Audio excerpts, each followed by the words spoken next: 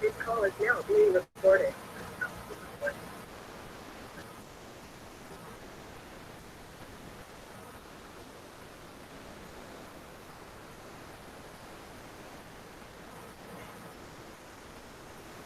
Então, vamos lá.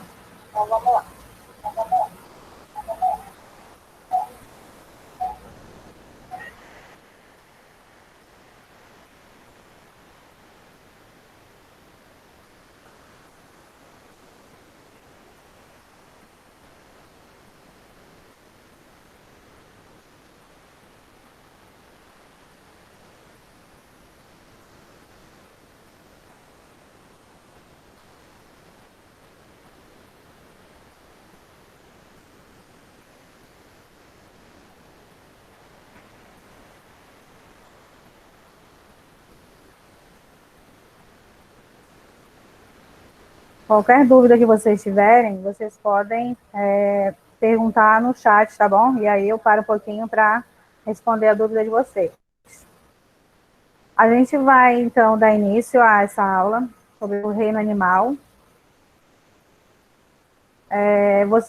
Esse material ele já está disponível na sala virtual, tá? Só que aí eu resolvi iniciar as aulas online com esse assunto, porque é onde a gente inicia o reino animal. E aí eu achei importante vocês conhecerem essas características dos animais, antes de a gente partir para os demais grupos. Qualquer coisa, avisa no chat, ok?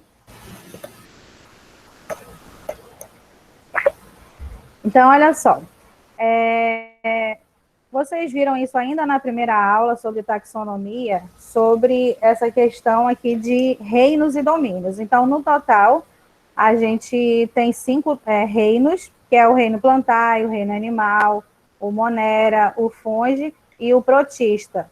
E aí, eles eram as categorias maiores. Porque todos os outros organismos eles estavam agrupados em reinos. Só que aí, em 1990, foi estabelecida uma nova categoria, que ficou, então, denominada de domínio. Então, hoje, a segunda classificação, a gente vai ter 3 domínios, que são esses que estão aqui nessa imagem. Deixa eu sinalizar aqui para vocês.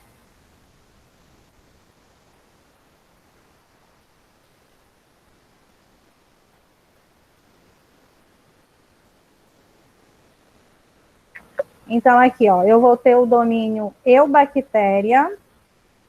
Dentro desse domínio, eu vou ter as bactérias comuns, que são as patogênicas, aquelas que a gente viu lá no reino Monera, e também o outro grupo de bactérias que são chamadas de cianobactérias, que são as bactérias fotossintetizantes.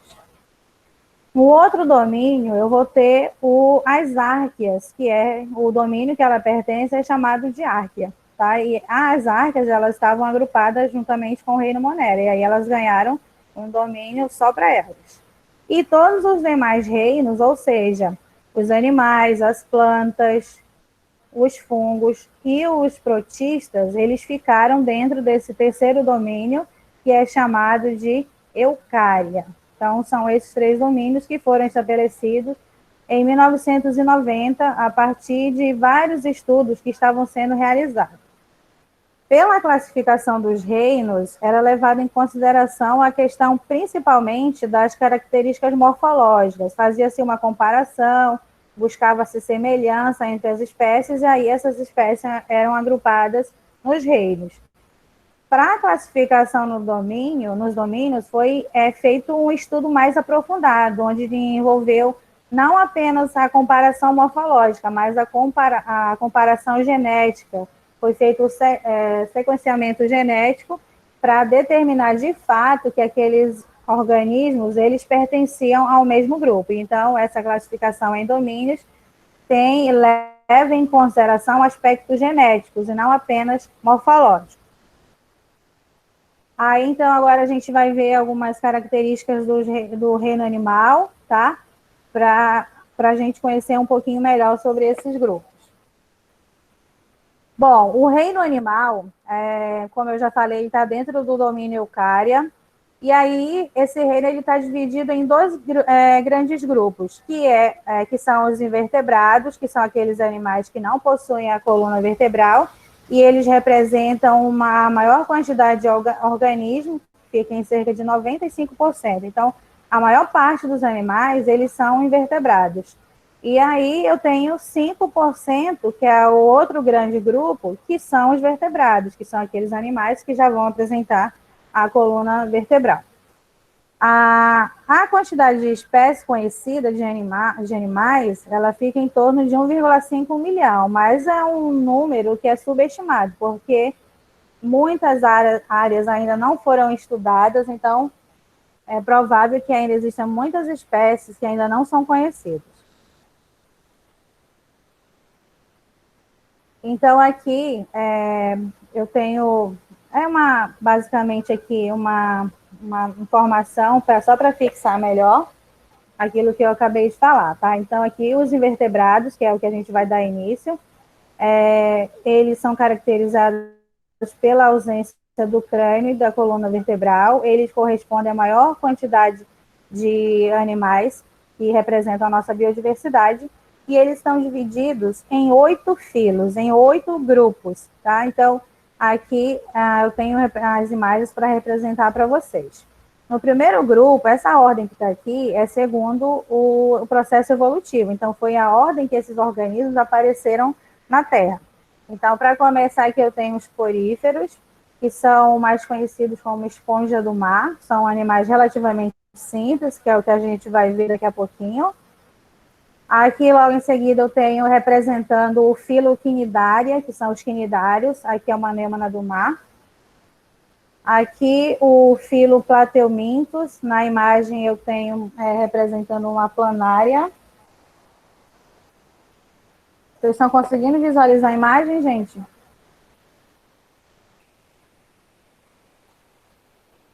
Ok.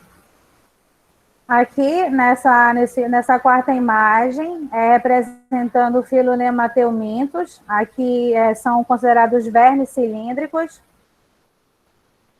Aqui são um molusco, representando o filo molúsculo. Na imagem eu vou ter um caracol. Os anelídeos, aqui na imagem uma minhoca. Os artrópodes, e os artrópodes são um grupo bem grande, e aqui eu tenho apenas um dos representantes, que é representando o inseto. Dentro dos artrópodes eu vou ter outros organismos, eu vou ter as aranhas, eu vou ter a centopeia, que pertence a grupos diferentes. Então aqui eu tenho representando os artrópodes um inseto. E por último, eu tenho aqui um equinodermo, que é um ouriço do mar. Junto com o ouriço do mar, dentro desse grupo, eu também vou ter a estrela do mar. Então, são esses 8 grupos aqui, 8 filos, que representam esse grupo de invertebrados, que são caracterizados pela ausência da coluna vertebral. Para estar agrupado dentro do reino animal, ele precisa ter algumas características básicas. Então, todos os animais, eles são eucariotos, ou seja, eles vão apresentar aquelas células mais complexas, aquelas células que são as chamadas células eucarióticas, que é caracterizado pela presença do núcleo, pelas organelas celulares bem complexas. Então, todos os animais, eles vão ser eucariotos. Eles também são multicelulares, então você não vai encontrar na natureza um animal que é unicelular, porque todos eles são multicelulares. Os animais também, eles são heterotróficos, eles não conseguem produzir o seu próprio, ele precisa de uma fonte externa, ele precisa ali capturar, precisa absorver alguma coisa para poder receber o nutriente necessário para a sua sobrevivência. Então, no geral, os animais, eles são heterotróficos, mas aí temos aqui uma exceção, que é esse animalzinho aqui, que acabou de aparecer na tela de vocês, que é uma lesma marinha. Essa lesma é o único animal, até o momento, conhecido, que é capaz de fazer fotossíntese. Ele se alimenta de algas, aqui na imagem dá para a gente visualizar o corpo dessa lesma, e aqui nessa parte verdinha, algas. Então, ele se alimenta de algas, e de alguma forma ele conseguiu incorporar uma organela que é exclusiva da célula vegetal, que é o cloroplasto. E aí, não sei se vocês lembram, no cloroplasto vai ter a clorofila, e a clorofila é responsável for realizar a fotossíntese. Então, essa lesma, ela está conseguindo, essa espécie de lesma, está conseguindo fazer fotossíntese. Então, é o único animal que pode-se dizer que faz fotossíntese e que tem um pouco das características de organismos autotróficos, que são aqueles que conseguem produzir o seu próprio alimento. Mas, como eu falei, ela se alimenta de alga, então ela não sobrevive só da fotossíntese, ela precisa também se alimentar da alga para obter seus nutrientes, tá? Mas ela realiza fotossíntese. Continuando aqui. Dependendo do grupo de animal, a gente acabou de ver lá atrás que existem 8 filos, então esses filos, os animais eles são organizados dentro desses filos, considerando aqui algumas características. A primeira é a questão do nível de organização do corpo. Então, a gente vai ver animais que são relativamente simples, como é o caso do poríferos, eles não têm tecido verdadeiro, não têm sistema digestório, não têm sistema respiratório. Então, essa organização em filo vai levar em consideração esse nível de organização do corpo desse animal. Vai também levar em consideração a questão da simetria, que como que os planos, a forma que é possível dividir o corpo desse animal. Também para agrupar esse animal dentro de um filo, é levado em consideração a questão das estruturas relacionadas à digestão, a questão também do folheto germinativo e a presença do celoma. Então, essas características aqui, elas precisam ser vistas para determinar se aquele animal vai ser um porífero, vai ser um quinidário, vai ser um platelmito, e assim vai.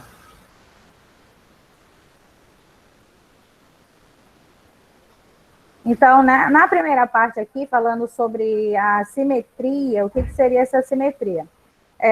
São planos para se dividir um corpo de um organismo. Então, eu tenho 3 planos conhecidos, eu tenho 3 possibilidades para dividir um corpo de organismo, e essa divisão ela tem que resultar em partes semelhantes.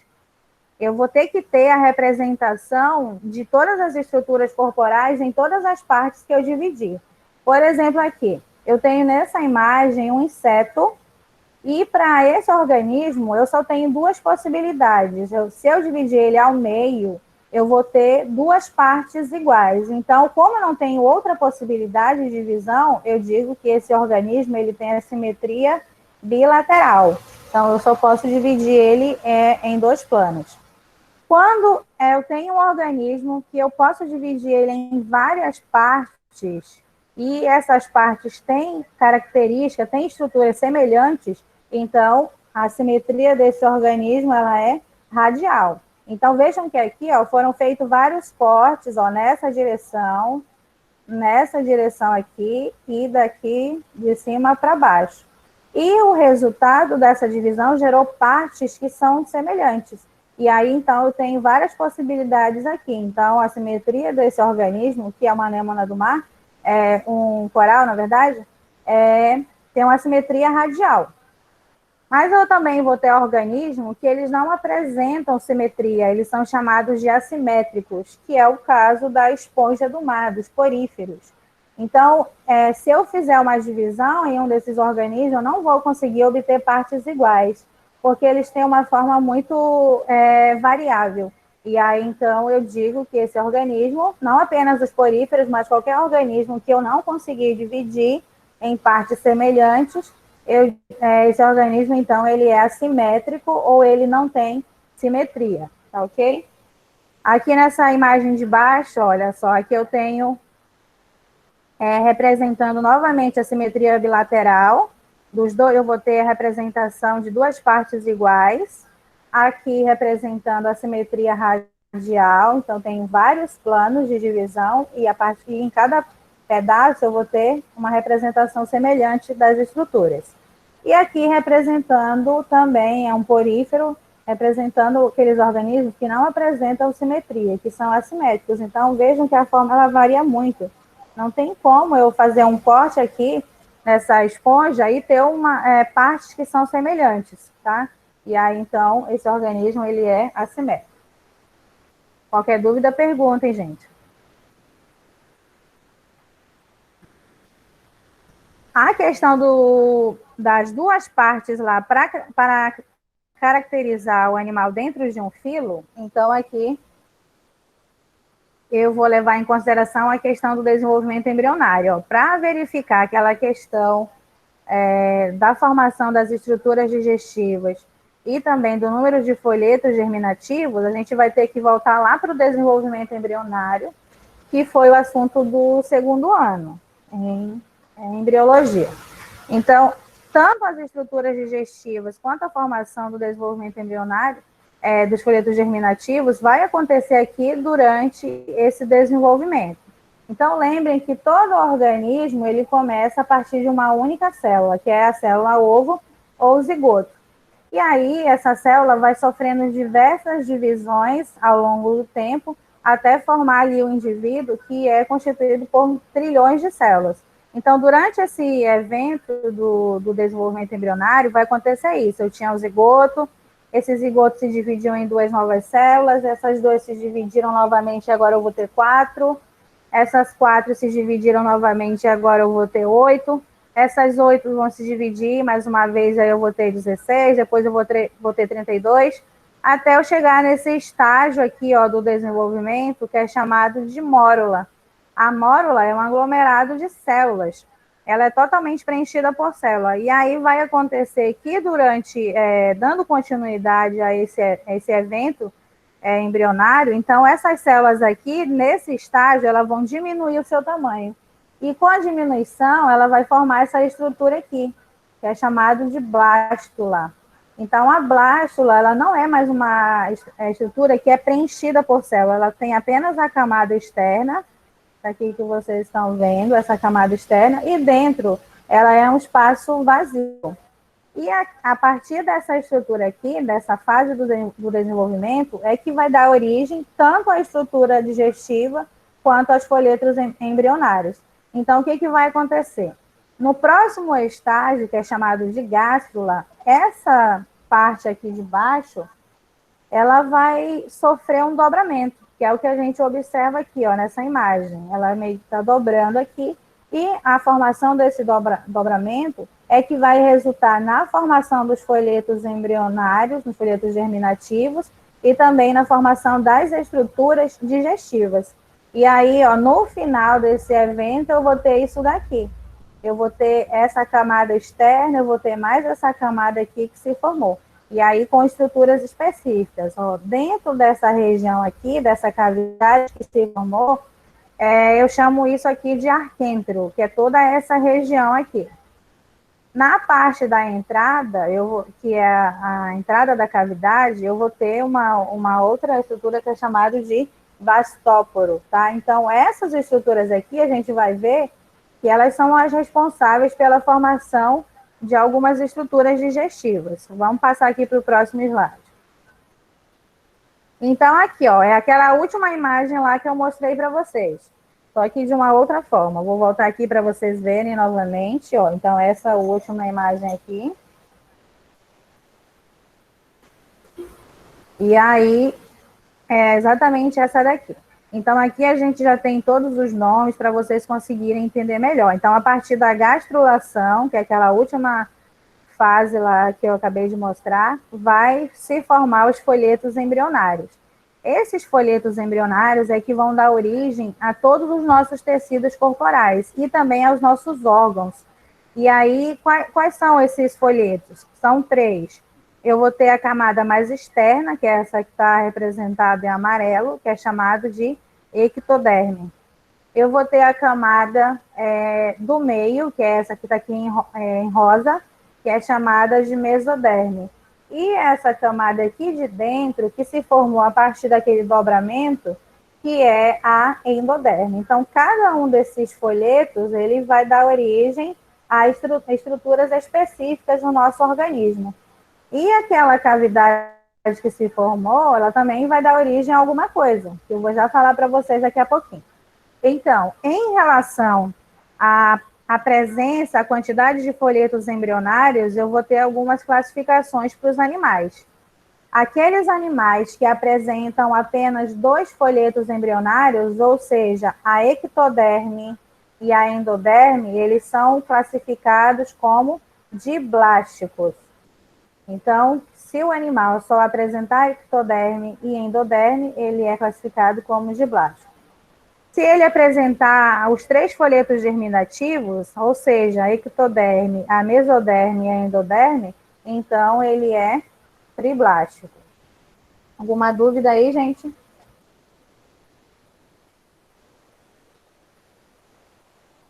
Tá, então só recapitulando, essa imagem ela está mostrando aqui a formação dos folhetos embrionários ou folhetos germinativos. Esses folhetos eles são os responsáveis pela formação de tecidos e órgãos.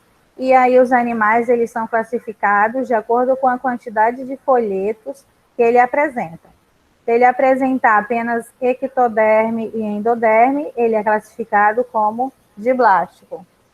Se ele tem os 3 folhetos, a ectoderme, a mesoderme e a endoderme, então ele é classificado como triblástico. E aí, esse dobramento que aconteceu lá, e todos esses folhetos vão ser responsáveis pela estrutura corporal. Então, em relação aqui à formação das estruturas digestivas, eu vou ter organismos que vão ser constituídos por uma rede de canais, que é o caso das esponjas do mar. Elas são formadas por uma série de canais, são chamados de poros.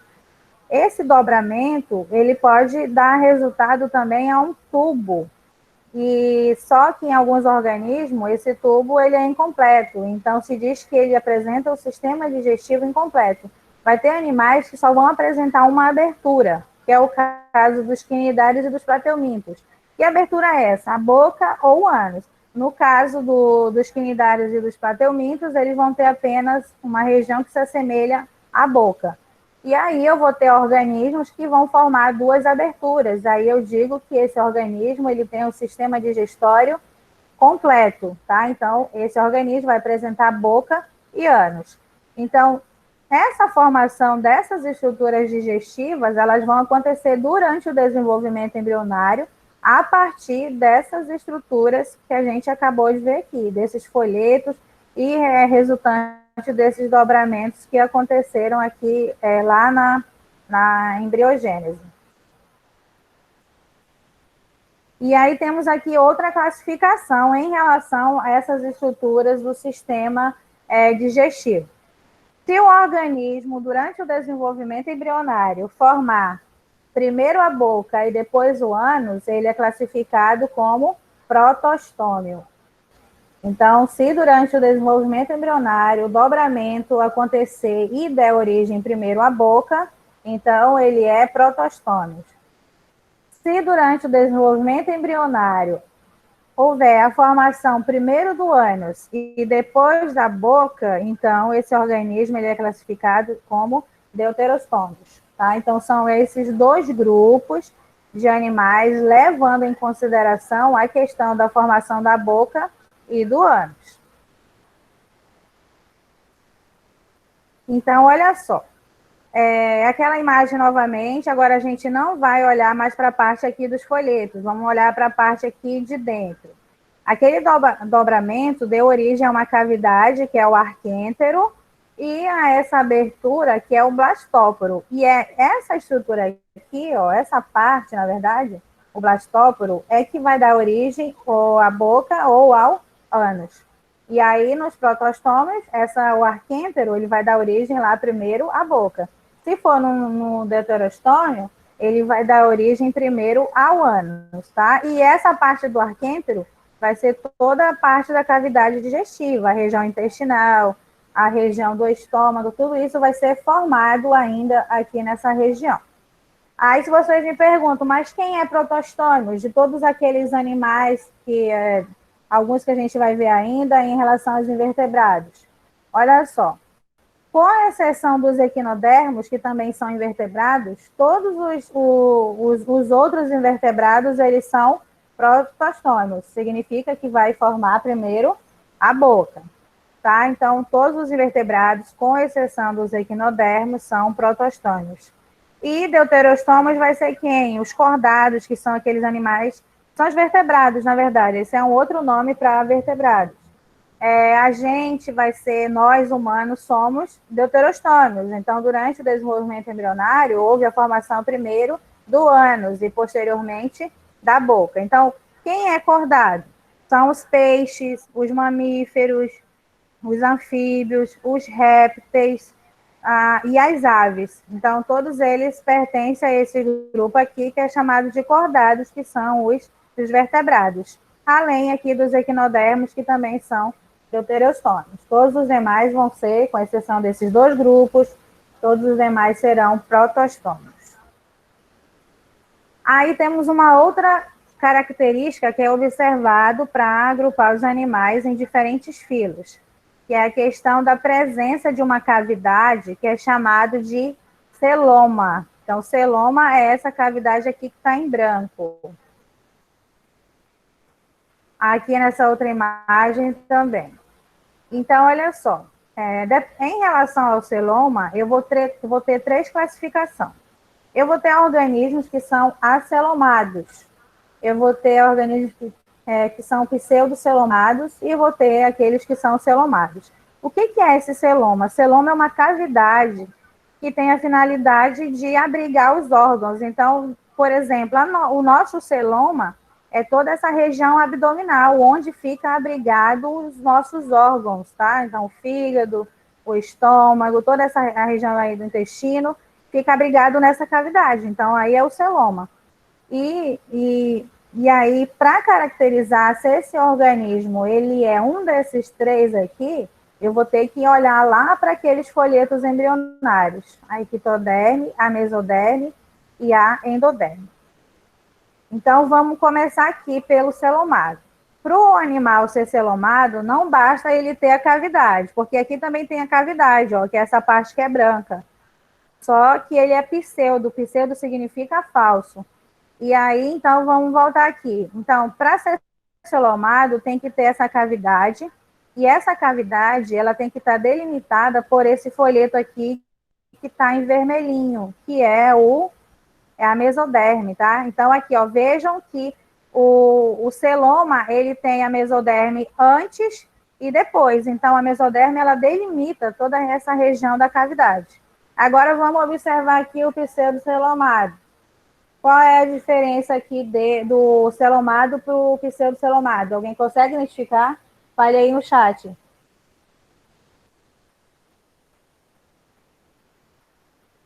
Então, aqui, também o celoma ele é formado a partir do desenvolvimento embrionário lá e está relacionado com a formação dos folhetos, tá? Eu estou esperando alguém responder e aí a gente dá continuidade. 2 minutinhos para alguém responder. O que vocês observam de diferente entre o pseudocelomado e o celomado?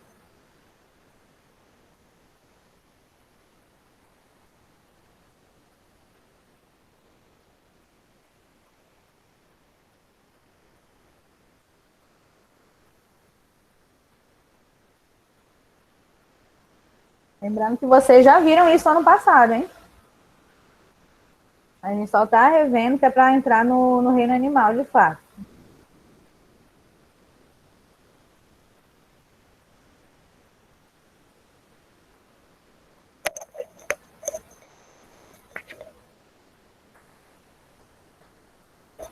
Bom, até agora ninguém respondeu.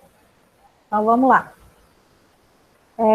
Então, aquilo que eu falei aqui, ó, para ser celomado, precisa estar delimitado pela mesoderme. Agora, vamos para cá, para essa imagem do pseudocelomado. Então, aqui, ó, nesse eu vou ter uma camada de mesoderme apenas aqui próximo dessa região da ectoderme. Eu vou ter uma camada apenas antes. Eu não tenho aquela camada depois aqui do espaço, ó. Não tem aquela parmelinha que tem aqui nessa outra imagem. Então, aqui, ó, toda a região do celoma delimitada pela mesoderme e aqui não. Eu só vou ter essa parte aqui mais externa. Então, essa é a diferença do celomado para o pseudocelomado. Por isso que ele é chamado de falso. Ele tem esse espaço que é para também abrigar os órgãos, só que ele não é delimitado nas suas duas partes pela mesoderme. Vocês conseguiram entender, gente? Se não entendeu, comenta aí que eu repito. Aí aqui do acelomado, vejam que ele não apresenta aquela cavidade, ele vai ter apenas uma aberturazinha, que não é bem um celoma, são estruturas do tubo digestivo, tá? Que é essa parte bem aqui. Então, no acelomado, eu vou ter a camada da ectoderme, vou ter a camada da mesoderme preenchendo todo o espaço e vou ter a camada aqui da endoderme. Por que que esses animais acelomados, eles não têm o celoma?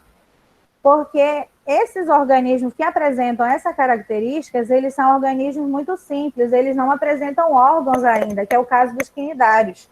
Os quinidários, eles são acelomados. Então, como ele não tem órgão, não tinha por que ele apresentar um espaço para abrigar nada, já que ele não tem. Então, a questão evolutiva não permitiu que houvesse esse desenvolvimento dessa camada, já que ele não tem nada para abrigar. Aqui no pseudocelomado, ele já vai ter algumas estruturas, só que ainda é relativamente simples. E aqui já no celomado, ele vai ter uma estrutura mais complexa, delimitada pela mesoderme, tá? Então é isso, essa parte aqui do celoma. Isso aqui é só para vocês relembrarem aquilo que eu falei lá atrás. Então aqui, ó, gente, eu tenho toda... Vitor pediu para eu repetir. Deixa eu voltar lá, então. Vitor e Leandra. Então, vamos lá. Segundo aqui a questão das cavidades corporais, eu vou ter 3 classificações para os animais. Eles podem ser acelomados, podem ser pseudocelomados ou podem ser celomados. Então, essa característica, essa classificação, ela vai levar em consideração a presença ou a ausência dessa cavidade aqui, que é essa parte em branca, que é chamada de celoma. Lembrando que o celoma é apenas uma cavidade corporal onde os órgãos vão ficar armazenados. Órgãos internos, tá? E aí o exemplo, aquilo que eu falei para vocês, na nossa região abdominal, é o exemplo de um celoma. Para os celomados, para o animal ele ser classificado como celomado, não basta ele ter esse espaço, essa cavidade. Essa cavidade, ela precisa estar delimitada por essa camada de folheto embrionário, que é a mesoderme. Então, aqui, ó, nessa parte branca, eu tenho a cavidade, que é o celoma. Aqui também. Só que essa cavidade, ó, nos dois lados, ela vai estar sendo delimitada pela mesoderme. Ó. Toda a extensão dela tem mesoderme. E aqui, ó, depois, antes de chegar nessa parte que está em amarelinho, também vai ter mesoderme. Então, essa é a característica do celomado. Precisa estar delimitado pela mesoderme. Para o pseudocelomado, ela vai ter uma camada, sim, aqui de mesoderme, só que é uma camada mais simples, é uma camada mais fina, e ela só vai estar nessa região mais externa. Aqui, próximo do amarelinho, que é a endoderme, ó, vejam que não tem esse tecido, esse folheto, a mesoderme. E aí, então, é dito que ele é um pseudocelomado, porque ele não tem essa formação verdadeira. E o acelomado é aquele que não vai ter a cavidade. E aí, o seu corpo, ele vai ser preenchido pelos folhetos embrionários, que é a ectoderme, a mesoderme e a endoderme. E aí, então, são acelomados. Aqui, ó, eu tenho toda a classificação dos invertebrados, vendo todos aqueles conceitos que a gente acabou de ver, tá? Então, também aqui tem a parte dos cordados, que a gente não vai por enquanto. Olha só, os poríferos, que é o que que eu vou falar para vocês daqui a pouquinho, como eles são muito simples, eles não se agrupam, eles não são classificados dentro de nenhum daqueles termos que eu acabei de falar para vocês. Então, eles são muito, muito simples. Já os quinidários, eles já começam a sofrer algumas modificações. Eles começaram no processo de desenvolvimento, eles começaram a adquirir novas características. E aí, então, eles são classificados como diblásticos e são prostostômios, tá? Diblástico apresenta apenas 2 folhetos embrionários. Protostômios apresenta a formação primeiro da boca e depois do ânus. Aí depois vem os plateumintos, eles aqui já são acelomados, aqui em quinidários não se fala nada em celoma ainda. O celoma ele vai começar a aparecer a partir daqui, ó, da região dos nematelmintos, mas ainda é um pseudoceloma, tá? De fato, essa cavidade corporal só vai aparecer a partir dos anelídeos, que são as minhocas, porque elas já vão começar a apresentar alguns órgãos. E daqui, a plateumintos e nematelmintos, eles ainda são muito simples. Então, eles não têm órgãos. E aí, não precisava daquela cavidade no seu corpo, tá? Isso aqui vai para você, já até enviei. E aí, vamos, então, começar a falar sobre os poríferos, que é o primeiro filo dentro dos invertebrados.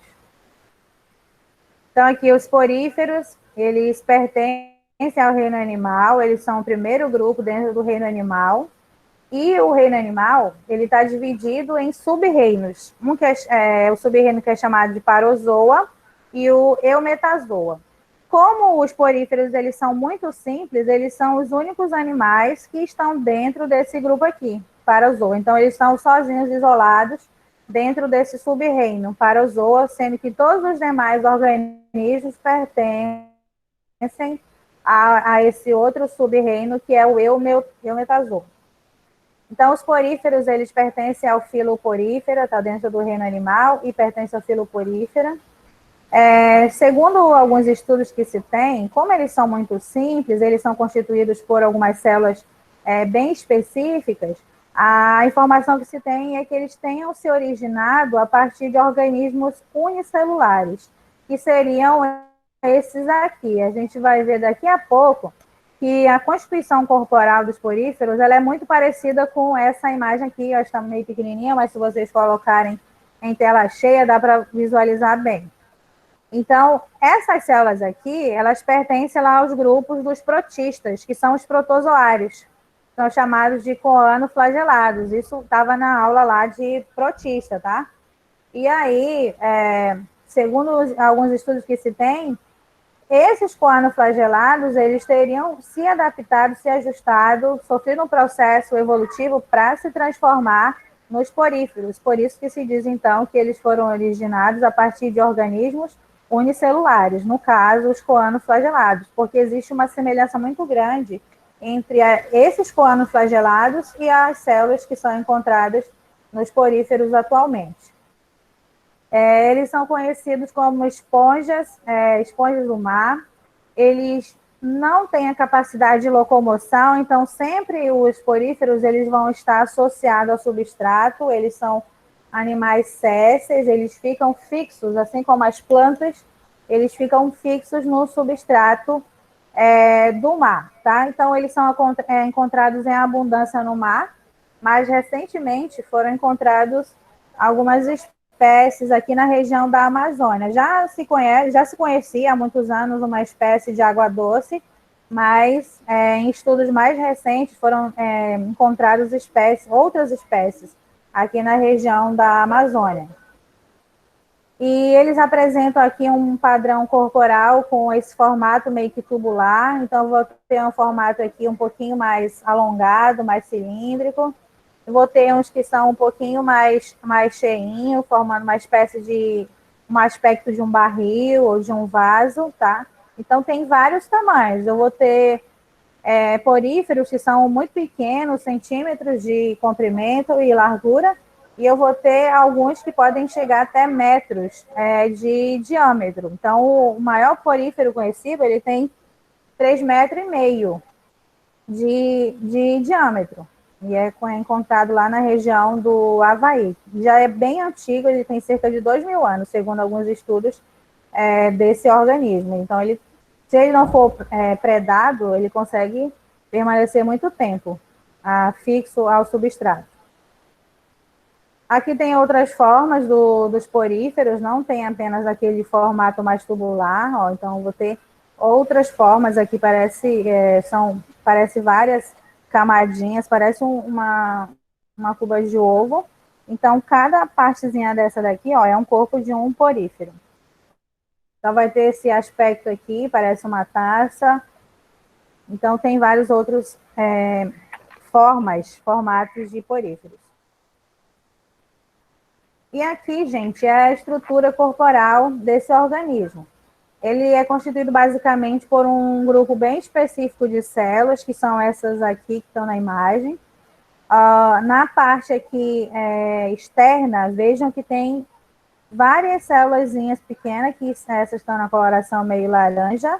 Então, verifiquem aí que todo o corpo dele, ele é delimitado externamente por essa célula. Ela se chama pinacócito. Então, os pinacócitos são as células que vão delimitar o corpo dos poríferos, tanto aqui na parte externa, quanto em algumas regiões da parte interna, principalmente aqui na região da abertura, tá? Porque o resto, na parte interna, o que predomina é essa célula aqui que é chamada de coanócito.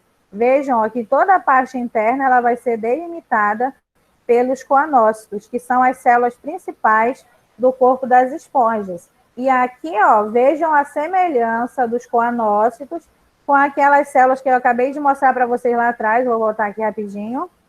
Aqui nessa imagem, que são as células que teriam dado origem aos poríferos, que são exemplos de protistas, protozoários. Então, ela é bastante similar. E essa estrutura aqui do coanócito, ela está preenchendo toda essa região interna. Aí eu tenho essa camada do meio, que está em amarelo. Essa camada do meio ela é chamada de mesogleia ou mesênquima, bem aqui indicado para vocês. Ela é constituída por uma substância gelatinosa e dentro dessa camada ela é preenchida por várias outras estruturas. Então, eu vou ter um outro tipo de célula que fica aqui no mesênquima, que é chamado de amebócito. Ele tem porque eles têm bastante semelhança com as amebas. E aí, em toda a região aqui do mesênquima, existe a presença dessa célula aqui. Tem também aqui essas estruturas que são chamadas de espículas. Então, algumas vão ter esse formato, outras vão ter um outro formato. E essas estruturas aqui, elas são as responsáveis por dar sustentação para o corpo do porífero. Então, para ele não ficar mole, para ele ficar resistente ali fixo ao substrato, as espículas vão auxiliar, fazendo com que ele fique uma estrutura mais rígida. Tá? Então, essas são as células que constituem os poríferos. Aqui na parte interna, eu tenho toda essa cavidade, ela é chamada de átrio ou espongiocele. Então, toda essa cavidade aqui, ela recebe esse nome. E aqui na parte de cima, eu vou ter essa abertura que é chamada de ósculo. Tá? Então, essa abertura aqui nessa imagem, toda essa abertura é o ósculo, e na parte de dentro, que não dá para a gente visualizar, é o átrio. Tá? Então, essas são as células que constituem o corpo desse organismo. Então, aqui, além daquelas células que a gente acabou de ver, ó, vimos lá o coanócito, que está presente na parte interna, o pinacócito, que está delimitando todo o corpo do porífero, principalmente externamente, os amebócitos, que estão na região da mesogleia, que é aquela parte do meio, e as espículas. E ainda vai ter um outro tipo de célula, que é essa daqui, que está em verdinho, que é chamado de porócito. Todo o corpo das esponjas, eles são cheios de poros, são cheios de buraquinhos, pode-se dizer assim. E esses poros, eles são, na verdade, células, que são os porócitos. Então, tem em toda a região, aqui eu tenho exemplo de um poro. Então, aqui nesses pontos é onde eu vou encontrar essas células aqui. Aqui, gente, é só um resumo de todas as características, depois vocês vão ler rapidinho. Eu já dei algumas informações sobre elas, eu só quero falar um pouquinho sobre a questão aqui dos coanócitos, que são aquelas células internas, e dos amebócitos. Então, aqui, os coanócitos, eles são células bem abundantes lá no corpo das esponjas do mar. Como vocês viram, eles são células que apresentam flagelos e eles têm funções importantes porque eles vão auxiliar, principalmente essa ação do flagelo, vai auxiliar com que ele consiga capturar nutrientes e gases, tá? Mas eu vou falar melhor para vocês daqui a pouquinho, mais na frente. Então, os coanócitos são as células que vão auxiliar na digestão e no processo de obtenção de gases lá nas esponjas. E os amebócitos, eles são células, que são aquelas células que parecem lá as amebas, elas são células super importantes nesse organismo porque elas têm diversas funções. Então, depois dos coanócitos, os amebócitos são os mais importantes. Por quê? Eles estão presentes lá em toda aquela região interna, aquela região gelatinosa, que é o mesênquima, e eles conseguem se transformar em outras células. Então, eles conseguem, quando ali alguma área é lesionada no corpo do porífero, os amebócitos conseguem se transformar nessas células que acabaram ali morrendo. Eles são os responsáveis pelo crescimento e pela capacidade de regeneração lá do corpo das esponjas, e eles são também os responsáveis pela produção das espículas, que são aquelas estruturas que vão dar sustentação para o corpo do porífero, e também eles conseguem se transformar em gametas, tá? Então, eles têm diversas funções dentro ali do corpo da esponja. Tem a função de transformar em gameta para auxiliar na reprodução, tem a função de se transformar em novas células para auxiliar na regeneração. Então, é uma célula fundamental aqui para a manutenção do corpo das esponjas. Então, aqui, ó, gente, são algumas características gerais dos poríferos. Como os poríferos eles são muito simples, eles não apresentam os folhetos embrionários. Então, todos aqueles folhetos que a gente viu, que estão dentro das características dos animais, eles não são encontrados aqui nos poríferos. Por isso que os poríferos eles estavam lá em cima, e aquilo que eu falei, eles não têm muita relação com todos aqueles conceitos que a gente viu, mas eles, mesmo assim, eles são classificados como animais. E aí, então, aqui nessa primeira parte, ó, os folhetos eles estão ausentes. Por que isso acontece nos poríferos? Isso aqui é muito importante. A gente viu lá aquela questão do desenvolvimento embrionário, e aí tem vários estágios. Um deles é a blástula, que é essa fase aqui, em que eu vou ter uma camada de células e internamente eu vou ter um espaço vazio. E o próximo passo do desenvolvimento é a gastrulação, que é a formação daquele dobramento. Então, por que os poríferos eles não apresentam os folhetos? Porque o desenvolvimento embrionário nas esponjas, ela vai parar no estágio de blástula, que é exatamente isso aqui, ó. Ela só vai ter uma camada de células e aquele espaço, exatamente como é o corpo dos poríferos. Eles têm aquela camada de célula lá e eles vão ter um grande espaço internamente. Então, eles não apresentam os folhetos, porque durante o desenvolvimento embrionário vai parar bem aqui. E aí, então, como não chega na gástrula, não tem como haver o folheto embrionário. Eles também não apresentam o celoma. Aqui existe uma discussão a respeito dessa classificação aqui. Como os poríferos eles não apresentam os folhetos, então é meio que estranho a gente classificar que ele é um acelomado. Então, o mais correto a gente falar é que eles não apresentam ali o celoma, porque eles não têm os folhetos embrionários. Tá? Não sei se vocês conseguiram entender isso aqui. Porque o acelomado que a gente viu, ele tem todos os folhetos. Ele vai ter a ectoderme, ele vai ter a mesoderme, ele vai ter a endoderme. O que não vai ter vai ser aquele espaço. Só que no caso aqui dos poríferos, eles não têm nada, tá? Então, seria melhor falar que o celoma e folhetos embrionário é ausente.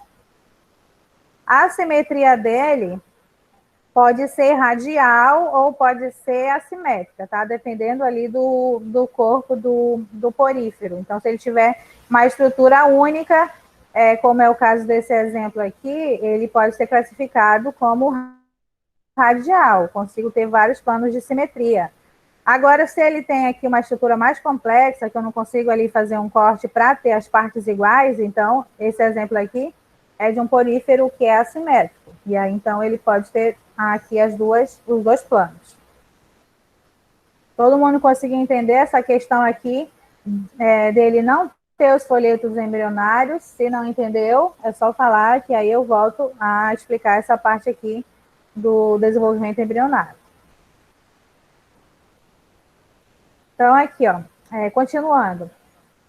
Como eles são estruturas muito simples, eles não possuem nenhum órgão. Então, basicamente, o corpo dele é constituído pelas células e eles então não vão apresentar nenhum outro órgão, não vai ter estômago, não vai ter rim, não vai ter nada, só apenas aquela camada constituída por célula, e o seu corpo é totalmente revestido por poros, que são aquelas cavidades, aqueles espaços que são encontrados em todo o corpo dos poríferos, que são chamados, então, de poros. E é exatamente a presença dos poros que levou a eles receberem esse nome de porífero. Vou repetir aqui a parte dos folhetos embrionários, tem alguns alunos que estão com dúvida. Então, aqui, por que os poríferos não apresentam folhetos embrionários? Lembrando que os folhetos embrionários, eles são formados durante o desenvolvimento embrionário na fase de gástrula, que é essa imagem aqui que eu estou mostrando para vocês. Então, a gente, durante o desenvolvimento embrionário, vai ter a fase de mórula, que é quando eu vou ter um monte de célula, e eu vou ter a fase de blástula, que é essa daqui da imagem, que eu tenho uma camada de células, e eu vou ter esse espaço aqui que está vazio. Então, parou aí. Nos demais organismos, esse desenvolvimento ele vai dar continuidade. Então, a partir aqui da blástula, ele vai sofrer um dobramento para dar origem ao folheto. Só que, como nos poríferos não vai acontecer esse dobramento, então não vai formar os folhetos germinativos, porque os folhetos germinativos eles são formados a partir desse dobramento que acontece na fase de gástrula. Só que aqui nos poríferos não vai chegar na fase de gástrula. Esse desenvolvimento ele vai parar aqui na blástula. E aí, então, eu vou ter apenas essa estrutura simples. Por isso que os poríferos não vão apresentar nenhum tipo de folheto, porque esse desenvolvimento ele vai estagnar, ele vai parar aqui nessa fase, onde eu vou ter apenas essa camada de célula e essa cavidade interna. Aí, continuando. A digestão dos poríferos, ela é intracelular. Intracelular quer dizer que acontece dentro da célula, mais especificamente naquelas células que são chamadas lá de coanócitos, que são as células flageladas. Então, esses organismos, como eles não têm o sistema digestório, eles não têm nenhuma estrutura relacionada à digestão, o que eles fazem para se alimentar? Eles vão filtrar a água. Então, como ele tem vários poros, ele faz com que a água entre ali para o seu interior. Aí, então, ele vai começar a capturar partículas de micro-organismos que estejam presentes na água, e aí, então, vai fazer a digestão intracelular, que captura ali o micro-organismo, e aí vai inserir para o interior da célula. Ele não tem também nenhuma estrutura do sistema respiratório, mas ele vai realizar a respiração por meio da difusão. Alguém lembra o que é a difusão? E me respondam aí, tá? O que é a difusão? Então, olha só, tanto a respiração quanto a excreção, ela vai acontecer por meio da difusão. E aí eu vou dar continuidade aqui, mas eu estou aguardando o que é de difusão. Ele também não tem estruturas relacionadas à circulação e também não tem nenhuma estrutura relacionada ao sistema nervoso. Então, todas essas estruturas, elas são ausentes. Então, basicamente, ele não tem nada, tá? É só um aglomerado de células sem nenhum órgão específico. A maioria dos poríferos são marinhos, então poucos são encontrados em água doce, aquilo que eu falei para vocês lá atrás. Algumas espécies foram encontradas recentemente na região da Amazônia, mas o que era bem conhecido já há muito tempo que é um porífero de água doce, que é o chamado de cauchy. Acho que todo mundo já ouviu falar, talvez alguém já tenha até sentido as reações que esse organismo ele causa, que dá uma certa irritação na pele. Quem gosta de tomar banho, somente nas margens do rio e também de alguns igarapés, eles são encontrados lá. E aí gera uma certa urticância, uma coceirinha na pele. O Vitor, sobre a difusão, é um tipo de transporte? Sim, é um tipo de transporte. Mas qual é a característica da difusão? E, no geral, aqui, ó, os poríferos, eles vivem isolados ou formam colônias. Eles vão ali se associar com outros organismos para formar colônias. Bom, então vamos lá. O que é a difusão? Tanto a respiração quanto a excreção vai acontecer por meio da difusão. A difusão, sim, é um tipo de transporte, e a característica desse processo é que a tendência é que aquela substância que está mais abundante, ela se desloque para aquele lugar onde está faltando, onde tem menos. Então, o que vai acontecer aqui? Tem muito oxigênio disponível ali na água e as células dos poríferos precisam desse oxigênio para realizar ali a respiração, porque a respiração vai auxiliar na formação da geração de energia. Então, aquele oxigênio que está disponível ali na água, como tem muito na água, então a tendência é que essa substância ela passe para onde tem menos concentração. E onde que tem menos concentração? No corpo do porífero. Então, a tendência é que esse oxigênio saia da água e passe ali para o corpo do porífero. A gente já vai ver como é que esse oxigênio vai chegar lá no corpo desse organismo. E a excreção também é por difusão. Então, ele vai excretar amônia e aí, então, ele vai liberar essa excreta na água. Então, olha só. Tanto a respiração quanto a alimentação, ela vai ter a participação daquelas células que são os coanócitos, que são as células que ficam no interior, naquela abertura, naquela cavidade, na verdade, que é o átrio das esponjas. Então, isso aqui todos são coanócitos. E aí, os coanócitos, eles apresentam flagelos.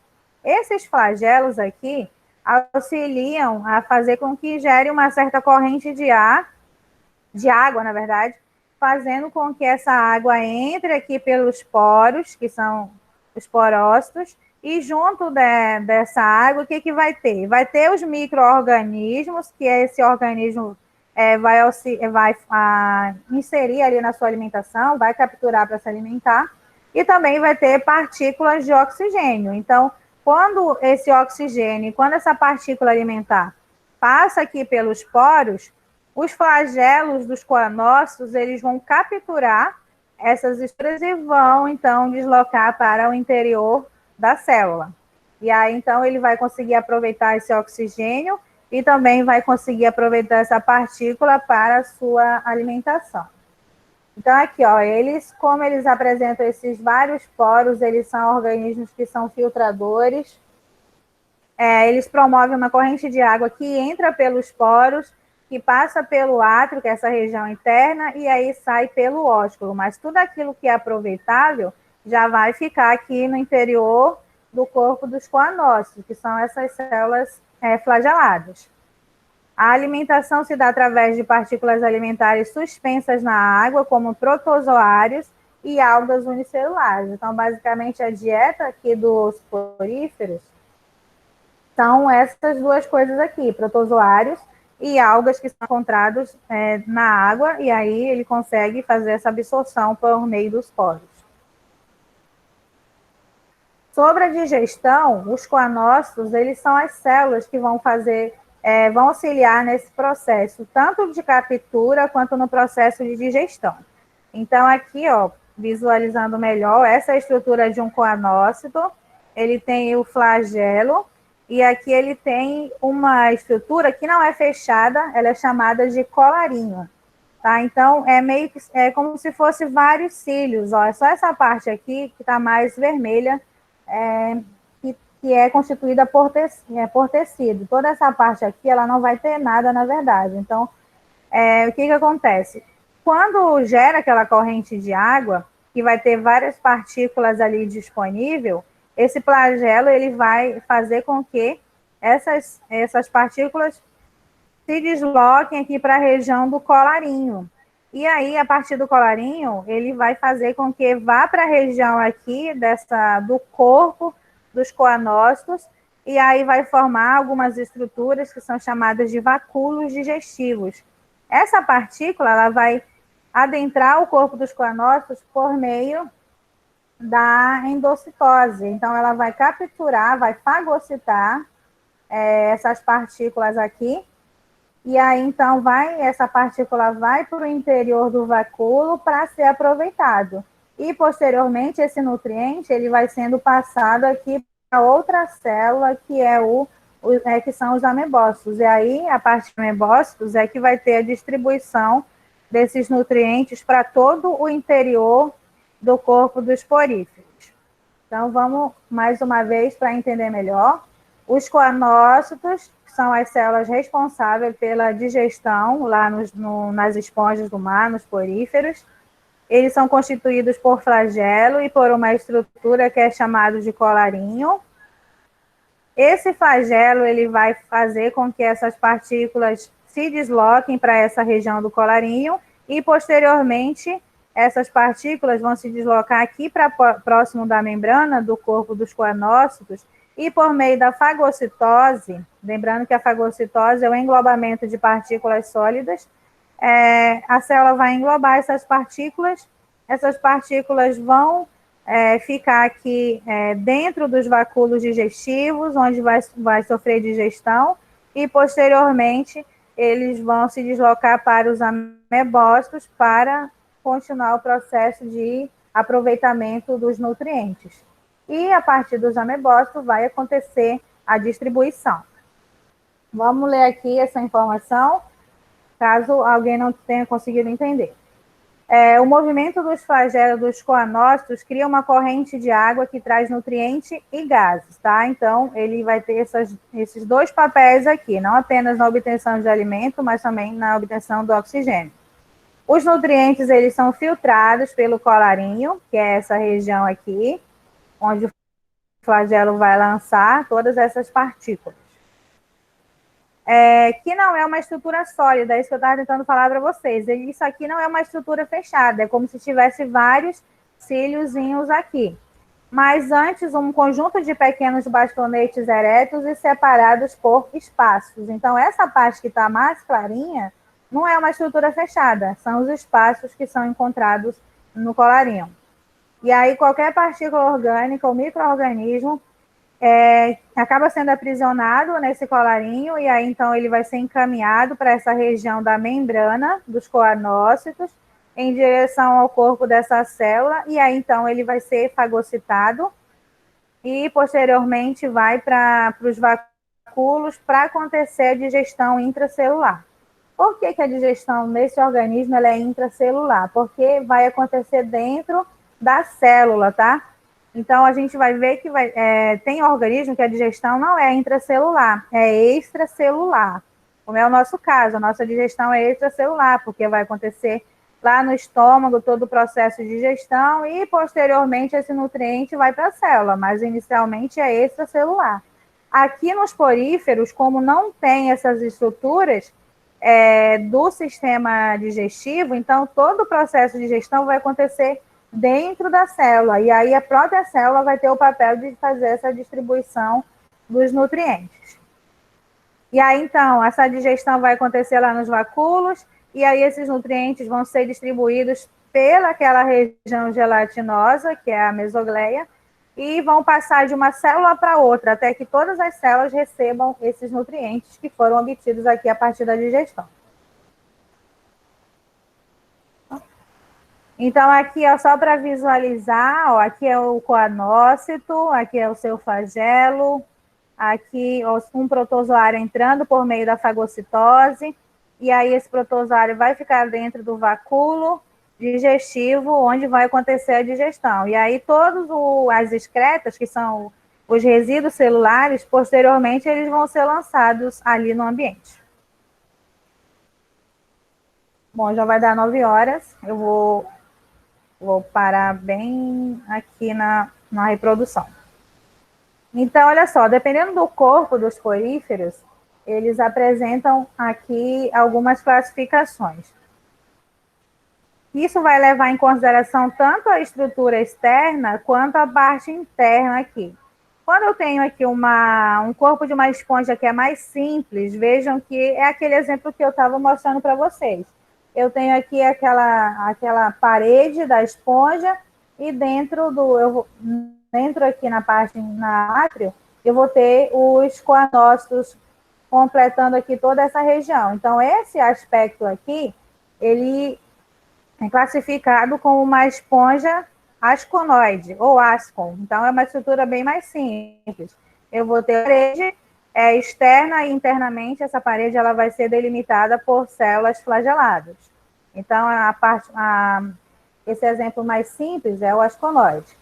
Aí, quando eu tenho um dobramento na sua parede externa, aí, consequentemente, isso vai levar aqui a um dobramento também na parte de dentro, fazendo com que haja um aglomerado maior de coanócito. Então, aqui eu tenho um ciconoide, tá? Então, existe um dobramento aqui. E, por último, essa outra classificação são as esponjas que são leuconoides. Essas aqui são muito mais complexas. Então, aqui só era um dobramento na parede externa. Aqui não, já existem vários dobramentos, existem várias câmaras que são preenchidas pelos coanócitos, pelas células flageladas. Então, aqui ó, existe uma eficiência maior na obtenção de nutrientes, de alimento, no caso, e também do oxigênio, porque ela tem várias câmaras por onde a água vai passar, e aí, então, esse organismo vai conseguir capturar o seu alimento. Sobre a reprodução, ele faz reprodução tanto assexuada quanto sexuada. Nessa daqui, eu tenho mostrando para vocês 3 tipos de reprodução. Essa primeira era chamada de brotamento ou gemiparidade. Então, essa aqui é bem simples. Eu vou ter uma esponja adulta que vai formar um broto, e esse broto ele vai ser lançado, vai se soltar dessa estrutura inicial e vai se fixar ao substrato. E aí, então, vai começar a se desenvolver. Então, esse é o brotamento. Mesma coisa quando nasce um galho numa planta. Então, esse brotinho vai se desenvolver e aí dá origem a uma esponja adulta. Vai ter situações também que a reprodução, que também é assexuada, vai acontecer por meio da gemulação. Ela vai formar uma espécie de gema, que é bem um pouquinho parecido com esse brotamento, só que aqui vai ter apenas o material, células que são capazes de originar um novo organismo. Não é uma estrutura complexa como aqui no broto, é apenas células e material genético, e esse material ele vai estar aqui delimitado pelas espículas, que são aquelas estruturas que vão dar resistência para o corpo dos poríferos. Então, isso aqui é chamado de gemulação. E aí, essa gemulação, ela vai ficar ali na corrente de água e vai chegar um ponto que ela vai meio que germinar, dando origem ali a um novo indivíduo. As esponjas, elas têm uma capacidade muito grande de regeneração. Então, digamos que alguém pegue e esmague uma esponja e transforme ela em vários pedacinhos. Esses pedacinhos, se estiverem ali próximos, eles conseguem se associar. E aí, então, cada pedacinho desse vai dar origem a uma nova esponja, tá? Primeiro vai ter um aglomeradozinho e, posteriormente, ele vai começar a desenvolver o restante da estrutura corporal. Então, essas são as 3 formas de reprodução assexuada: por brotamento, por gemulação ou por regeneração. Temos também a reprodução sexuada. Nesse caso aqui, vai ter a presença do espermatozoide. Lembrando que quem é que produz espermatozoides? São os amebócitos, que são aquelas células que ficam no interior aqui do mesênquima. Então, ele se transforma em espermatozoide, e aí esse espermatozoide ele vai ser lançado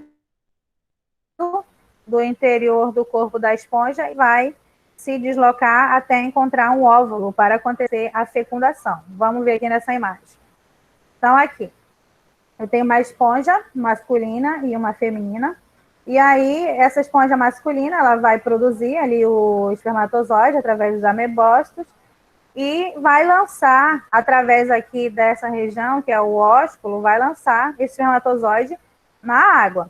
Esse espermatozoide, ele vai se deslocar até encontrar, vai se deslocar, ele vai ser levado, na verdade, pela corrente de água, e aí vai chegar o momento que vai encontrar uma esponja que é fêmea, vai penetrar aqui pelos poros, e aí vai, então, conseguir fazer a fecundação se tiver ali um óvulo disponível.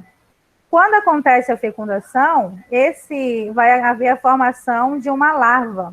Essa larva, ela vai sair pela aqui a abertura do ósculo, e ela é uma larva que é ciliada, então ela vai conseguir se deslocar pela água até chegar a um ponto que ela vai ali sofrer algumas modificações, ela vai perder os cílios, e aí ela vai começar a sofrer alterações até se transformar no novo indivíduo de uma esponja, tá? Então, aqui são as larvas sofrendo esse processo de maturação até se transformar numa esponja adulta, e aí o novo ciclo vai iniciar. E, por último, temos aqui a importância desses organismos. Então, eles estão mais relacionados aqui com a questão do abrigo e da oferta de alimento. Muitos animais, eles utilizam a estrutura da esponja para poder se abrigar. Alguns peixes, alguns crustáceos utilizam a estrutura para fazer o seu abrigo. Eles também fazem simbiose com alguns organismos, e aí eles conseguem tanto receber quanto fornecer alguns tipos de nutrientes, tá? Então, basicamente, é isso daí. Bom, é isso, gente. Vocês têm alguma dúvida, perguntem. Não saiam ainda, que eu preciso ver quem é que estava participando. Qualquer dúvida, me perguntem. Se tiverem dúvida, perguntem lá na sala virtual também.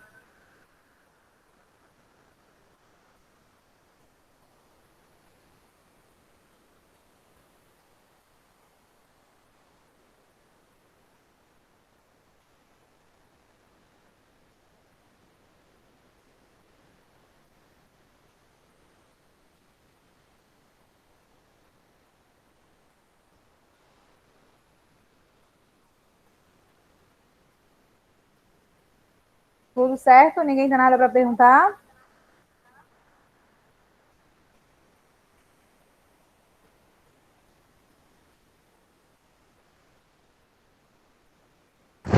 Professor, Oi, sobre a reprodução assexuada, pode falar. brotamento, qual é o outro? De emulação e regeneração.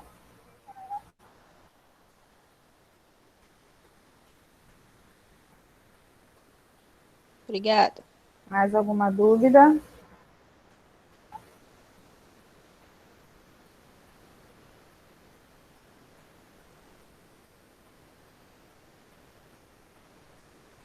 Bom, gente, então é isso. Se vocês tiverem dúvida, podem perguntar ainda, tá? Que bom que vocês estavam aqui. Espero que eu tenha ajudado vocês. Essa semana ainda, talvez hoje, eu vou adicionar um novo conteúdo lá na sala virtual. Agora sobre quinidades. Professora, esse slide já está lá na Obrigada sala a todos. virtual, né? Foi. Já O está slide já lá. está. Já. Vocês já até fizeram exercício sobre ele. Tá? Ah, é verdade. Tá, obrigada. De nada. Mais alguém?